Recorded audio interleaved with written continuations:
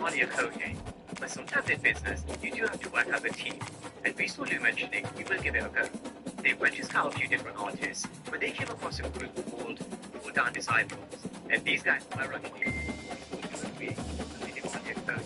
so they might just find themselves being signed up to their record label later on. And while he did mention Pull Down's manager was happy to sit down with them, in terms of the white kid that Lou took a liking to, that's going to be proved to be a bit more tricky because his mom is a big shot lawyer over at Alabama called Sinclair. Hi and welcome to Beaver Stadium, home of the Penn State Nittany Lions, one of the largest crowds in college football assembled here. This is not just a regular matchup. Battle of top 10 teams, two teams colliding early in the season. One team can make a strong statement about the season ahead. As we'll see the number 5 team in the country, the Texas Longhorns, taking on the ranked team, Penn State Nittany Lions. For EA Sports College Football, I'm Chris Fowler, joined here in the booth by Kirk Holmstrom. Let's get to the action on the field. She's been doing a lot of research on him. It just keeps the question of Williams down. She really made fast. Why is she digging into his past number? If we were to go by a recent example, the athletes would win. Certainly the was actually a journalist who was sleeping with time. The same idea. Just yet, but didn't really keep the option out. She is a bit sus, but it's not too big. Longhorns will kick it away to start us off. Some of it in the stage.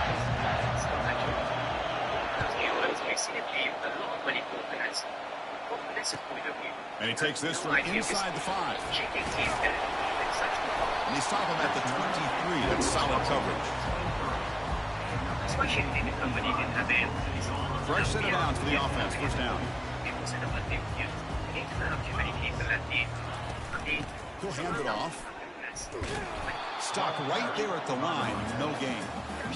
They're just trying to establish the run. There's not much there, but give credit to that defensive line and those linebackers attacking the line of scrimmage to negate any chance at all. Getting set. Here's second down. Between 305 to 310. We know by the 2 months past of terms of forward 2. And as we bring ourselves back up to speed of terms of 5, another month and also the snap it. Quarterback looking to throw the ball. 6 months. That's right. This one caught. He'll go down there after picking up a few yards. Not going to be enough for the first. Boy, that's pretty good coverage here by this defense. Not much of a window to throw this ball into, but the quarterback's accuracy and the size of the tight end picks up a nice game. So ball at the 30, this is a manageable third down play for the offense. Another business negotiation is going confidence. And I think that's exactly what we saw from him in 4 and 5. It's a perfect matchup to his description. However, he was here because he doesn't need anyone else. Left, complete. You bring him down, but he makes the 3-yard line. That's a solid game. That's exactly what you want to see here from this offense. A big third down conversion. Offensive line did their job, giving a quarterback enough time. Great read, good execution, throws the ball accurately. Now you got some momentum going here on this opening drive. An inside give now from the shotgun. Breaking free at midfield. That's a big gain before he goes out of bounds. It'll move the sticks more than enough for a first down. Boy, great job up front here getting this first down by this Penn State offense. Great combination over the years we've seen in State College. The ability to run the football with an offensive line that can get that push and a big physical back to be able to pick up those yards, get those first downs. They'll stop him behind the line for a loss of 1. This is what I love to see from a defense is the linebackers are scraping and doing their job, but you need help from the secondary. And when you have aggressive tacklers on the back end, you got a great defense. This time, the secondary makes the difference. Second down, looking to throw it. Nowhere to go here, and the ball is knocked loose. He scooped up the ball. It's still a live play. Well, just like running backs, quarterbacks have got to do a better job of having awareness and taking care of the football. I felt like he got the ball away from his body there a little bit, allowing it to be knocked free. He caught a break because one of his own teammates was able to see that and get on top of the ball. They're the kind of guys to just sit back with cigars in their hands while they let everyone else find their battles. So now that Bill Russo has entered the picture, we are going to see Unique start to make a few more chess moves, a few more smarter chess moves. So, speaking of good chess moves, this was one of them. So bad plays on first and second down puts him in a tough spot here. Third and very long. Bringing pressure. Pressure coming, and they've got him again.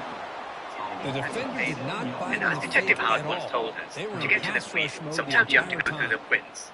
OC told him about how Kane was skimming off the top, and also And how the Rock has Nittany been with Lions will have Bond to kick because this of away. pricing And rules. this will be the That first basically punt for this offense this afternoon. The lesson of the reliance I can potentially make. The enemy of my enemy is my friend. Return is brought down. Since he started on the next But I drive. think this is back in season 3. Even the unique organization to define takeoff. So, I mentioned this week that the big chess game after raising Kane this season. This is why everyone was making themselves in a position of power and strength. And also that you need. There's a potential alliance with Phil Wilson. Just underway. This whole crowd is fired up and ready to make a difference today. A pop pass on the jet sweep. And go back to Phil Wilson. But there's no one to talk to me. They stop him at the 47, but that's enough for a first down. The defense has got to do a much better job here of adjusting to the pre-snap motion. They just kind of stayed in place, and it gave the receiver plenty of room there to make a nice play. And they'll keep it on the ground. Running back has the handoff. Great job on the offensive line here, opening up some holes and giving the running back room to run on first down. Plays like this can open up the playbook for the play caller, allow him to make that defense think they're going to run, maybe play action, maybe throw the ball downfield. Looking to throw. It's Manning. There's a screen pass to the running back. Breaking free at the 35. And they're finally able to stop him. But great execution on the screen pass. Fooled the defense there. I love early in a game like this where you get the running back involved. You just get his hands on the football. Also, nice easy screen. Gets the quarterback settled into the game. Nice easy throw. And look at this. It ends up being a huge play. Bites off a defender. Coaches told us in the pregame production meetings they love this match mixture of speed and power. We know about the speed, but he also showed the ability to break tackles on that run. Offense getting set. It's second down. They flip it to him on the jet sweep. Defense makes the tackle here on the final play of the first quarter. And this really is a big moment in Kane's story on losing famous, his best friend. It really is going to happen. You can see how much pain he's in. But he definitely is going to start the quarter. Offense getting set to run a first down play. The shotgun handoff here. Showed off the stiff arm, but nowhere to go. He's held to a short game. But that definitely will I think this defense keeps thinking about them throwing the football, and by doing that, they're opening up running lanes. Good positive yards there by the running back. Flower Bomb Extreme by Victor Golf. This fragrance smells like a decadent raspberry dessert with jasmine and rose, and of course vanilla. The jasmine and rose are really going to add that floral element that you love and expect from Flower Bomb. You got to try this. Here comes a crucial second down play. Every yard tough to find down here in the red zone. Pre-snap motion from the offense. Quick pass. Here comes a jet sweep. Defense gets him down, but they'll take the gain on that play. Boy, I'm a big fan of that jet sweep motion like that. It really forces the defense to stretch them out horizontally and can create some vertical seams for this offense. They got some positive yards. Didn't quite get the first down, but I'll tell you what they've done. Planted a seed on this defense that they better defend this style of play moving forward. Offense facing a third down now. They can still get a first down without scoring. And third and short, they try to pick it up on the ground. And he runs it in for the score. Touchdown, Longhorns. Boy, as a defensive coordinator, you've got to be careful being so worried about this pass game and this quarterback that you're a little bit soft up front and it costs you. It's exactly what happened here as they scored this touchdown. Might have been part of the MCU for a lot BAT is longer good. than They you jump think in it front is. But 7-0. during the multiverse saga and didn't plan to be revealed in Great World and the Thunderbolt. Here's the kickoff team now, set to root this one away. So all of this connects to Adamantium, the Celestials, and how Dr. Doom is planning to take over the multiverse And and the create deep his kick own will reality. sail out the back of the end zone for a touchback.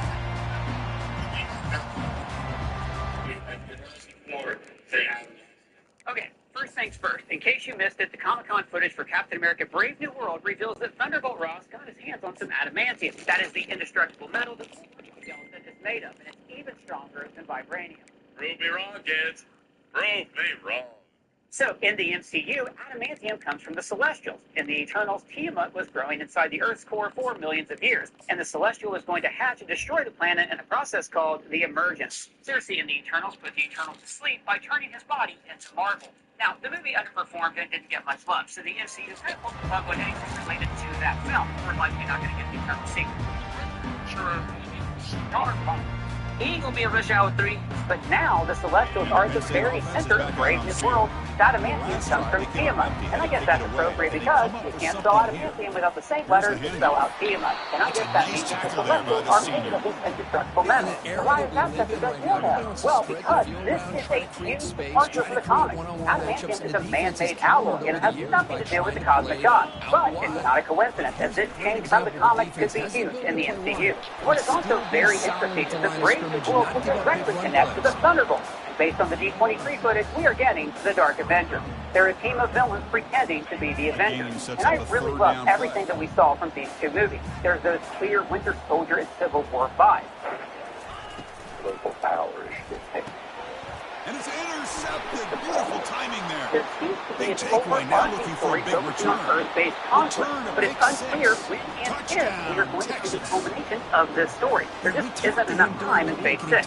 So we look closely at all the footage from Brave New World and the Thunderbolts, and we think we know where the MCU is going with this.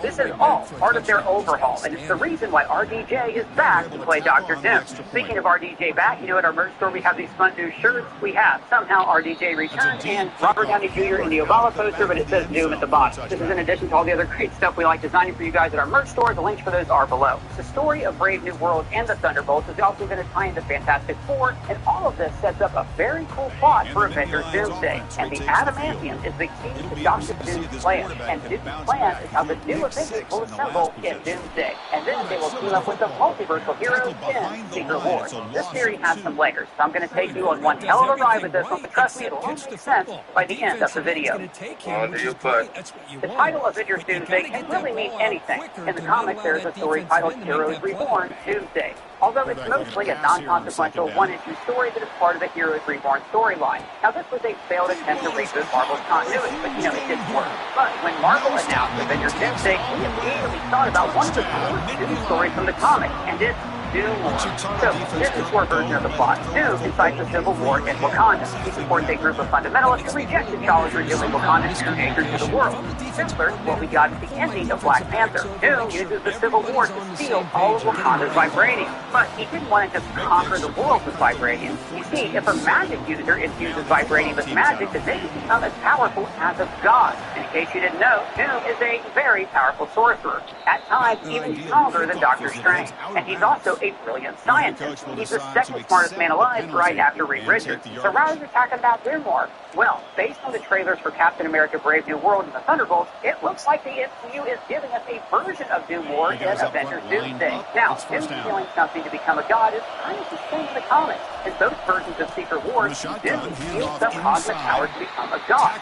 He also does this in Doom War. So something like this will happen in Doomsday. But how is it this? Godlike powers to Doom? Well, this is why the MCU is connecting adamantium to Celestial.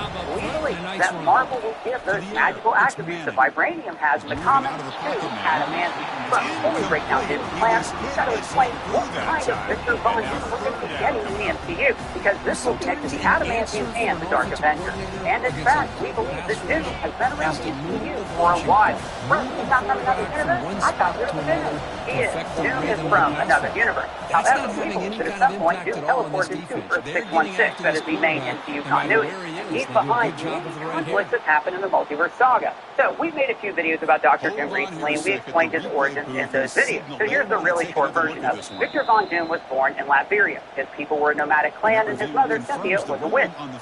I was making so much money with DoorDash. I wanted to earn money in my free time, but I didn't want to go out and get a boring 9 to 5. That's when I found out how much money my friend was making with DoorDash. There are opportunities in over 4,000 cities. Signing up was super easy. And before long, I was already making deliveries. Now, I get to make my own schedule and keep 100% of my tips. And he's able to find some room before Download the DoorDash Drive Grab and get started today. Those counter plays are tough on a defense. Defense has got to be gap sound. You get so caught up in the base concepts. If the offense comes back with a counter play, if you're not sound with your gap integrity, you give up a big play. From the shotgun now, here's a handoff inside. Longhorns pick up enough for a first down here. His mother, Cynthia, was a witch. The parent of Latveria was cruel to Victor's people, so Cynthia made a deal with Mephisto, Marvel's version of the devil, to gain power against the Baron. But the spell went wrong. Mephisto stole Cynthia's soul, and Victor's people were hunted down and killed. Ever since then, Victor was obsessed with gaining the power to save his mom from hell. He dedicated his life to becoming a brilliant scientist and a powerful magic user. But Doom also cannot get over the injustice that was committed against his family and his people. And it's not about revenge. It's about how his people literally suffered and died. And the Baron got away with it like so many other evil tyrants throughout history. But rather than taking the hero's path, Victor decides that he will create a world with no tyrants. A world where he is the one in charge of keeping the peace and safety. And the only way to achieve that is to become a god. So what we needed was a pseudo-armor around the world. Remember that? Whether it impacted our precious pass on the jet sweep or not. Now, the MCU's Doom is most likely going to originate from another universe, like the Fantastic Four. They come from this retro timeline where it's the future, but it's also the 1960s.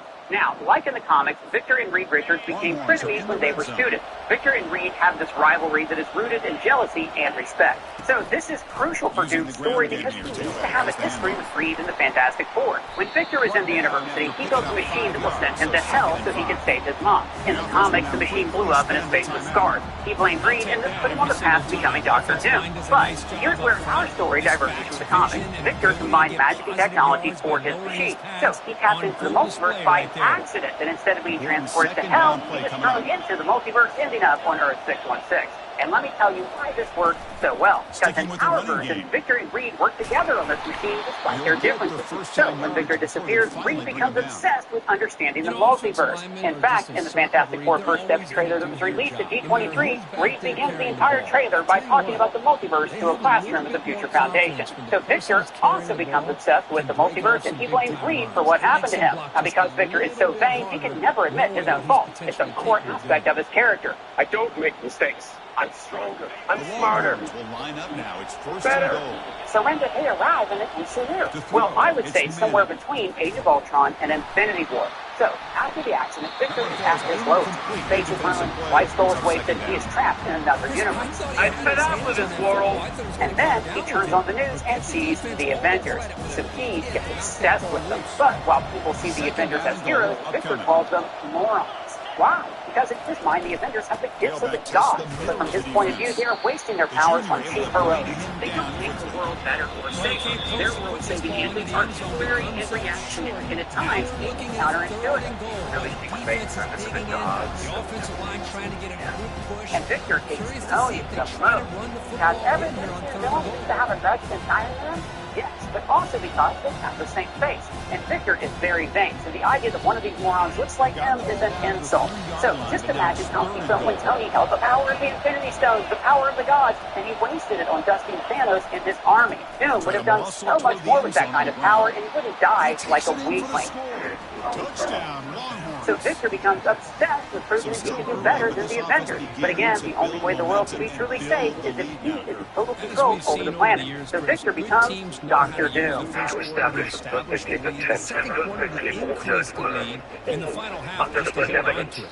They're following that blueprint perfectly. Okay, Preston, but how does all this connect to Wolverine's claws and the Cleveland Avengers? We're getting there. I just had to explain Doom's origin in our version. Now, some of you will say that we're overcomplicating Doom's story, and that might be true. The multiverse saga is already so convoluted and contradictory that it does need to be oversimplified. But here's the thing. So much of the saga feels unconnected. And with Kang gone, there is no overarching villain that's going to tie everything together. Now, compare this to Thanos. He was pulling the strings all the way back to the first Avengers movie. And while he wasn't behind every single thing, his presence did create a butterfly effect. Thanos is inside my And the Penn universe. State offense comes back on the field. Sent an army to New York, and now he's back. For example, Thanos sends Loki to invade Earth. That's how the Avengers assemble. Then he's taken back to Asgard. Stuff happens, and Loki exiles Odin and steals the throne. Then Hela returns, and Asgard explodes, which leaves Thor and his people vulnerable to Thanos. And it's this awesome chain of events that starts with Thanos. And the same thing happens with Wanda's story. Thanos gives the Mind Stone to Loki, and then Hydra gets the scepter, and that's how Wanda activates her witch power. But Ultron is also born from the Mind Stone, so then we have Vision too. Sokovia happens, and this leads to Civil War. The Avengers disassemble, so that's why they failed to stop Thanos in Infinity War. And then Thanos kills the Vision. Wanda goes crazy for a bit. You know, it's cause and effect. Thanos was the inception for all of it. Now, all of this was done naturally throughout the Infinity Saga. The Multiverse Saga doesn't have that, and since Marvel cannot rewind the clock, they can retroactively retcon the saga and have Doctor Doom as the only presence that keeps everything together. Close game here as we approach halftime. And here's how Doom has this domino effect on the Multiverse Saga. So fast forward to Infinity War and how Doom rises to power. For a long time, there's been a theory that in the MCU, Sokovia will become Latveria. We've even talked about this theory ourselves in our Doctor Doom all-along video we did a few months back, but we are not going to do that here today. The entire Central Southeastern Europe was an impoverished area of the world long before Thanos, but after the snap, it becomes a war zone. There's a bunch of warlords who rise to power, and no one stops them since the remaining Avengers and the world government simply cannot contain the crisis that followed the snap. So there is war all over the place, and countless refugees are left without hope. This includes all of those displaced Sokovians. Many of them are captured and forced into oppression. And this is where Doom appears. He liberates the oppressed refugees and brings down all these tyrants. And then he establishes Latveria in honor of his home country from his original youth.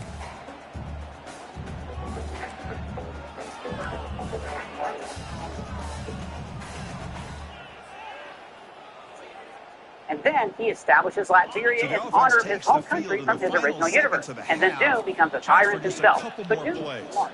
A low profile to not attract the attention of the Avengers or the world's government. Now, during this time, Doom starts exploring the multiverse because he still wants to save his mom's soul. But while studying the multiverse, he sees just how unstable all these realities are. He learns about incursions, about anchor points, and how timelines work. He understands that the TVA are incapable of handling the multiverse, and it's only a matter of time till there's a war between universes and all of reality will collapse. Countless unique timelines battle each other for supremacy. Looking to throw now on first down.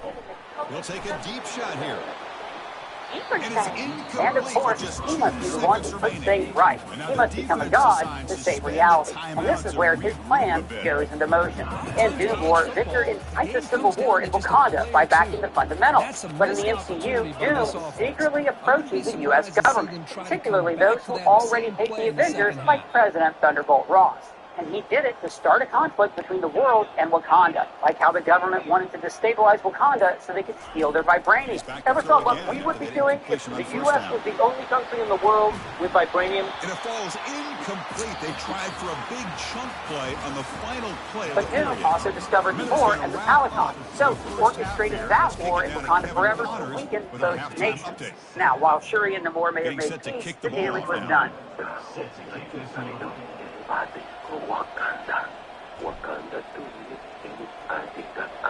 Also, maybe Doom starts manipulating and creating conflicts in other universes to eliminate any problematic timelines that could threaten his plans. So Doom is waging a secret war on the multiverse without anyone even knowing it. Amateurs, son. Power stays in the shadows. Maybe when he senses Dr. Strange cast his memory spell to help out his pal Peter Parker, Doom intervenes of that spell. And also, maybe he even manipulates Wanda after the Westview incident to push her into a conflict with the master of the mystic arts. Moves the ball to the 37 for a first down. Okay, so maybe these last two would feel a little bit too much like a forced retcon, but I am just putting some ideas out there. Bill that designates all off-world born species enemy combatants. I know that's funny. A running play gives the offense a fresh set of downs. Anyway, the next stage of his plan is a Celestial in Captain America Brave New World. And the adamantium is the key to his plan for the multiverse. But before we explain what Doom wants with adamantium, let's talk about why Doom is going to assemble the Dark Avengers. It all starts with the Red Hulk. The main villain of Brave New World is the leader. He's this evil genius mastermind. In the comics, the leader was a member of a group of evil geniuses called the Intelligentsia. They were even teamed in She-Hulk. The group's founder stole She-Hulk's blood to transform into a discount Hulk. Now, in the comics, Intelligentsia convinced Thunderbolt Ross to become the Red Hulk. Ross will become the Red Hulk in Brave New World. And get this, Dr. Doom was a member of this group in the comics, so it all connects. Doom is working from the shadows, secretly directing the leader in the movie, and he will use the Red Hulk to destabilize global powers and superheroes. After all, what would the rest of the world do when the President of the United States becomes the Red Hulk? It's chaos. And he's also getting his very own Superman. Lewis Pullman from Top Gun Maverick is playing a character called Bob in the Thunderbolts. What do they call you? Bob? No, your call sign. Gets a lot of the attention here. Good back. I love to see that offensive line win the battle. Bob is Robert Reynolds, a.k.a. The Sentry, created by Paul Jenkins. He is one of the most powerful characters in Marvel Comics, and he has some mental issues, and sometimes he's also a villain. And, of course, the Sentry was a member of the Dark Avengers in the comics. Bob was given an enhanced super soldier serum that gave him the power of 1,000,000 exploding suns. Is that a lot? It's a lot. And who has the means to make such a powerful serum? Dr. Doom. And this is how the Thunderbolts and Brave New World will connect. The Sentry is another step for the government to create their team of superhumans, but he's really meant to serve Doom. And Marvel it's a dangerous accurate, and the Thunderbolt title is a hint to the Dark Avengers. And Dr. Doom is going to assemble the MCU's version of the team in Doomsday. The why decision of being the bad guys? The Dark Avengers won't just help them take over the world. To make a big red zone stop. Inside the red zone, they're looking to throw. Running back has it on the screen now. And the tackle is made, not the big play that we're looking for, but a pretty solid game. The defense is so caught up in this guy running the football on this drive. They forgot Doom uses the stolen vibranium to build himself an army of robots. Now, I don't know about you, but I am so over the MCU third act where the Avengers fight a CGI army of lookalike goons. So, the Avengers fighting a team of distinct villains would be so awesome to watch. And this will be a nod. That certainly has a lot of value. Here we go, third down.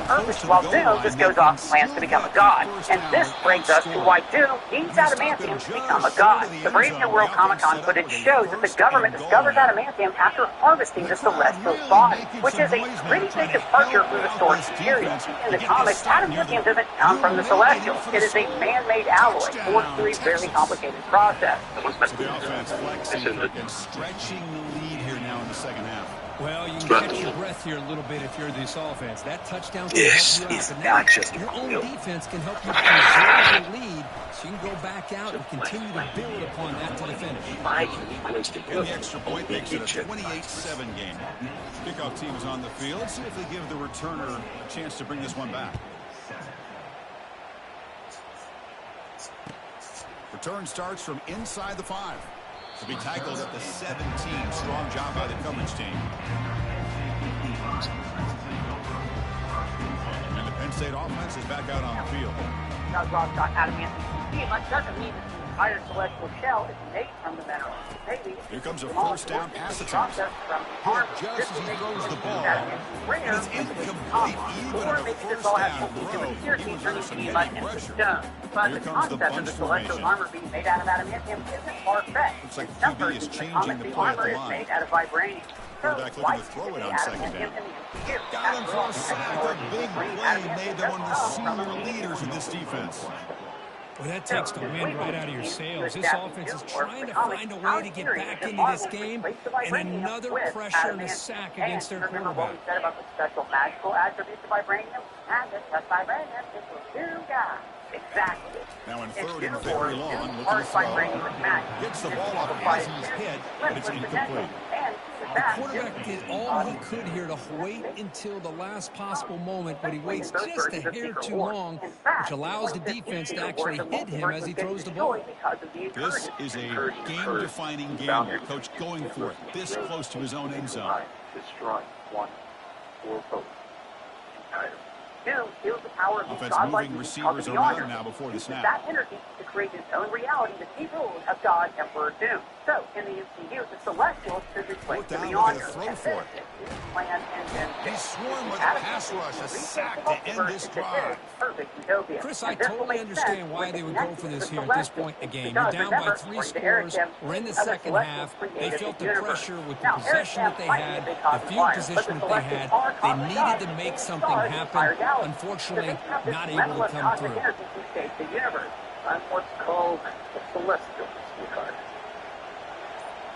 Celestial, like First and goal, they'll try to run it in. in fact, Couldn't quite get in, but they're knocking on the door. Multiverse was created. They originate from the original reality, and they've been involved in the creation of universes with connections to infinity, stones, music, and the multiverse. They're second down to go. with limitless energy. So it's just that in the MCU, their bodies or their armor are made out of adamantium. Because magically charged adamantium creates limitless power, then that's how the On the ground, trying to punch it in for the score. Touchdown, Longhorns. And the beatdown continues. Playing magic in the game.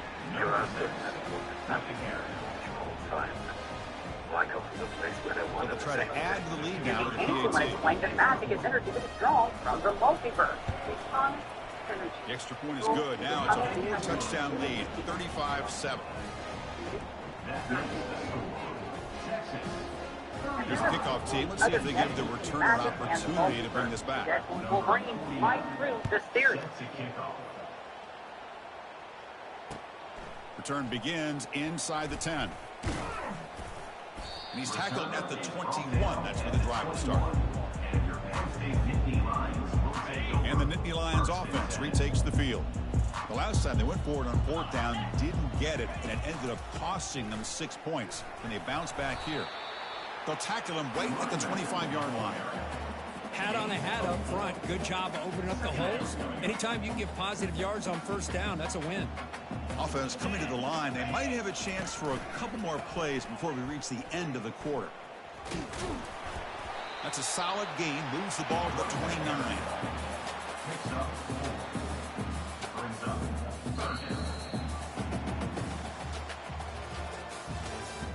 That's the end of the 3rd quarter of play. With the score, Texas 35, Penn State 7. A big play here after the break. Offense trying to convert here on 3rd down.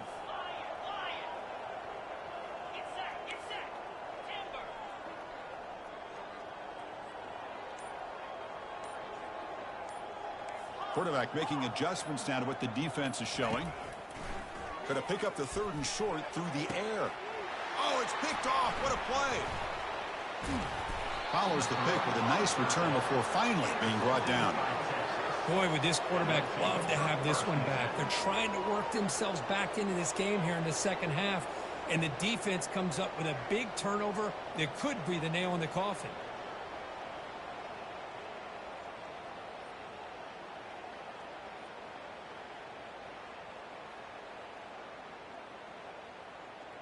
Okay, the Texas offense comes back out on the field.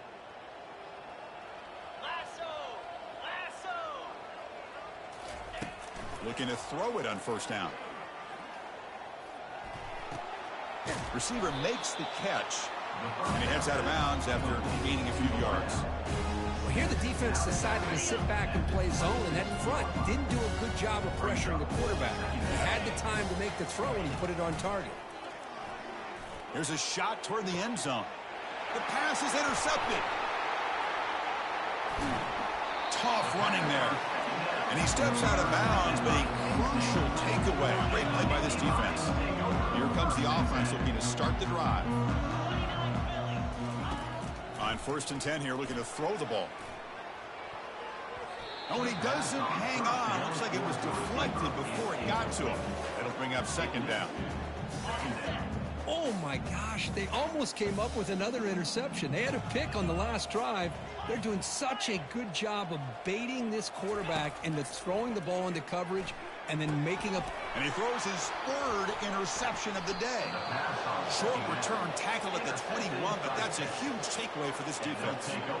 I just don't think there's anything else you can do as a play caller. You've got to be able to throw the ball downfield. You just got to hope that your quarterback and receivers can execute when the defense knows it's coming. Here, the interception cost them. And the Longhorns offense takes the field. We'll see if this quarterback can shake off the interception he threw in the last possession. On the ground, it's Clark. Tackled behind the line. It's a loss of 2. Well, these obvious running situations are very tough when you're working with the lead late in the game because you know the defense is going to stack the line of scrimmage, make it as difficult as possible for you to run the football. So nice job there by the defense. They're trying to punch that ball out, do anything they can at all to get the ball back. Dropping back, it's Manning. Running out of time in the pocket. It's incomplete. He took a hit as he threw the football, and it brings up a 3rd down. To come to the line, a long way to go for the first down, but needing this crucial conversion right now.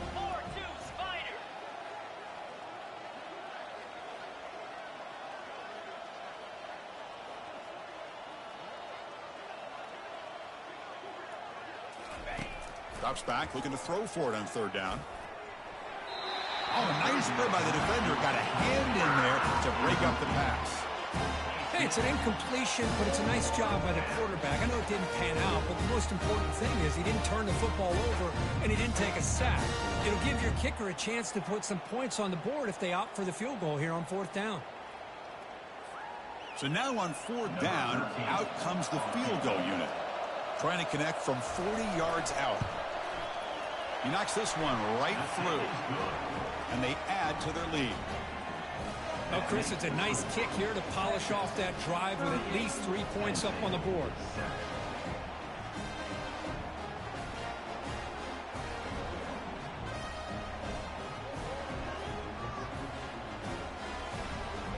So after adding to this big lead, they'll set to kick it away.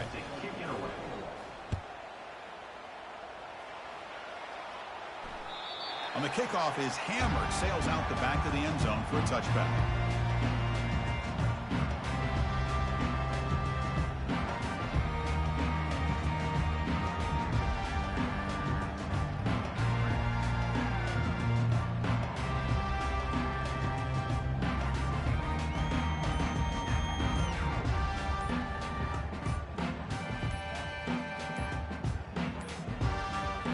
Wasn't alert enough, didn't get the play off.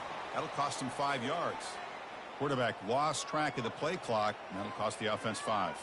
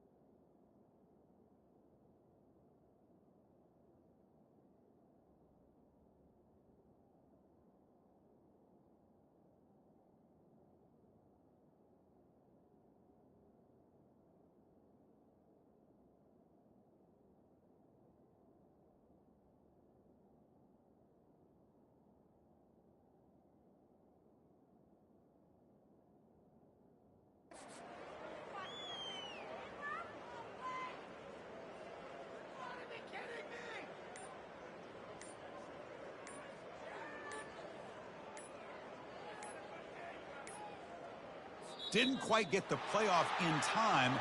It'll be delay of game. And the delay of game penalty will push the offense back 5.